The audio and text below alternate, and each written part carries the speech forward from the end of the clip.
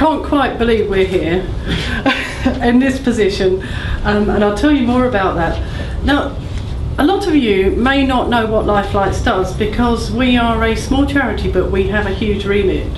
So we provide technology for children in hospices, and what that means is that those young people whose lives are necessarily restricted by their conditions and they may have associated disabilities, we provide them with all sorts of technology which is going to help them to stay in contact with their schools and their families, to play games, to communicate, and essentially to have as much fun as they can at the hospice, because their lives are very short.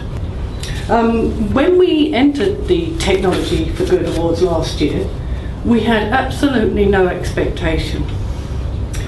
And so when we were shortlisted, we were amazed and delighted.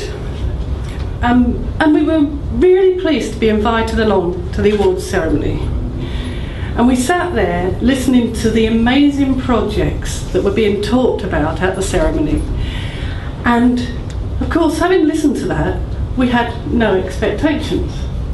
So if the cameras had been on our faces when they announced the winners of the Accessibility Award, you would have seen real amazement.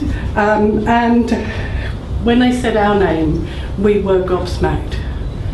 But then to go on and win Best in Show, we just couldn't believe it, because there's no doubt about it, winning the awards has given new impetus to us and our work at Lifelites. In 2011 we were able to complete 17 new projects in children's hospices. Just to put that in context, the most we'd ever done before was 12. And in 2012 we're going to do even more.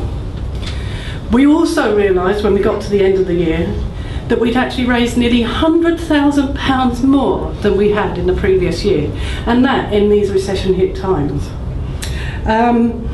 Winning the Tech4Good Awards gave us the impetus that we needed to be recognised by Microsoft, and that meant that we became one of the first charities to be given the opportunity to take over the Bing homepage as a charity and to advertise what we do to a huge audience.